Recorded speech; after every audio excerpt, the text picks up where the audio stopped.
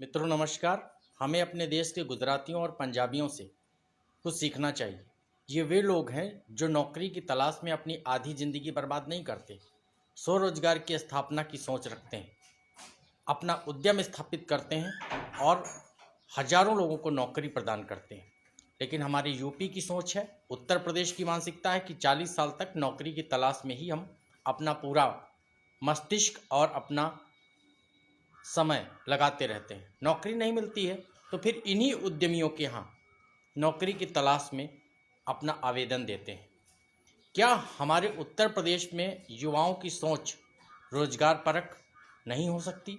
लेकिन यहाँ तो यह है कि अच्छा पढ़िए अच्छी नौकरी मिलेगी। बच्चों के अंदर अच्छा पढ़िए अच्छी नौकरी मिलेगी, ये विचारधारा इस तरीके से उत्पन्न कर दी जाती है कि वो कभी मरती नहीं है। और हमारे उत्तर प्रदेश के युवा नौकरी की तलाश में अपनी आधी जिंदगी बर्बाद करते रहते हैं। वो कभी स्वरोजगार की स्थापना की तरफ सोच ही नहीं पाते।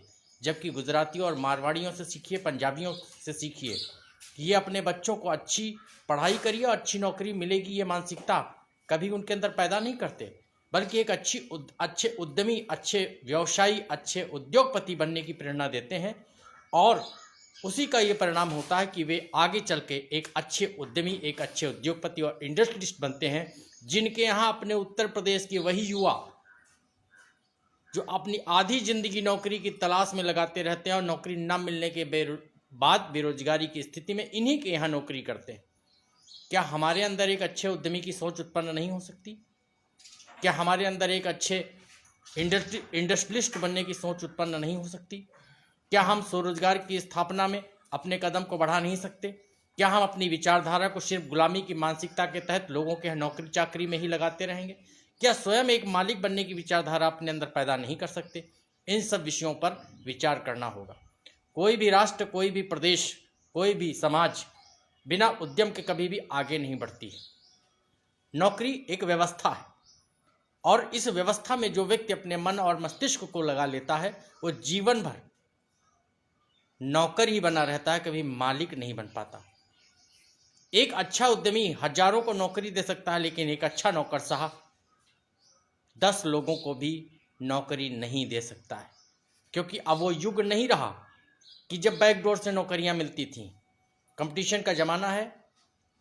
प्रतिभागी बन करके प्रतियोगिताओं में अपने आप को सफल करके ही नौकरी पाई जा सकती है। जैसा कि आप देख रहे हैं कि बदली हुई व्यवस्था में नौकरियों की बड़ी समस्या है। एक बहुत बड़ी युवाओं की संख्या नौकरी की तलाश में भटक रही है और ये वही युवा उन्हीं उद्यमियों के यहाँ नौकरी करने के लिए अपने रिज्यूम को भेजते हैं जिन्होंने अपनी मानसिकता को एक अच्छे एंटरप्रेन्योर, एक अच्छे उद्यमी की दिशा में लगाया और एक कामयाब इंडस्ट्रियलिस्ट बने।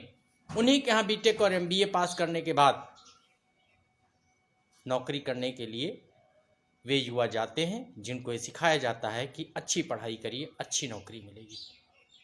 जबकि वहीं वे लोग भी हैं जिन्होंने अपनी मेहनत, अपने उद्यम से, अपनी उस विचारधारा से जो एक अच्छे उद्यमी बनने की थी, बड़े बड़े उद्योगों की स्थापना की और उन्होंने हजारों लोगों को रोजगार दिया। चाहे वो बिरला हो, टाटा हो, अंबानी हो, अडानी हो या इत्यादि बहुत सारे ऐसे इंडस्ट्रियलिस्ट जो भारत की, इस देश की रीढ़ हैं, आर्थिक व्यवस्था की रीढ़ हैं। यदि उन्होंने भी नौकरी करने को सोचा होता तो भारत का इतना बड़ा उद्यम, इतना बड़ा कारोबार कभी चल नहीं रहा होता और सैकड़ों लोग उनके यहाँ नौकरी नहीं कर रहे होते। नौकरी करने वाले से नौकरी देने वाला सदैव श्रेष्ठ होता है। इसलिए अपनी विचारधारा को हम स्वरोजगार की स्थापना में लगाएं। कंपटीशन है तो कंपटीशन कहाँ नहीं है? क्या नौकरियों में कंपटीशन नहीं है? उद्यम में कंपटीशन है, लेकिन वो कंपटीशन, वो प्रतिस्पर्धा आपको एक ऐसी व्यवस्था, एक ऐसी आधारशिला देता है जिसपे आपकी पीढ़ियां पल्लवित और पोषित और विकसित होती रहेंगी। जबकि नौकरी में हम आईएएस हो, जो भारत की सबसे बड़ी नौकरी है, आईएएस के रिटायरमेंट के बाद क्या हम अपने बेटे को उस पे स्केल में, उस व्यवस्था में व्यवस्थित कर सकते हैं? नहीं। आपने जहां से छोड़ा है वहीं से आपके बेटे को फिर से शुरू करना पड़ेगा, उसी पे स्केल से शुरू करना पड़ेगा जो उस समय निर्धारित होगा। जबकि एक अच्छा उद्यमी जहां से छोड़ता है,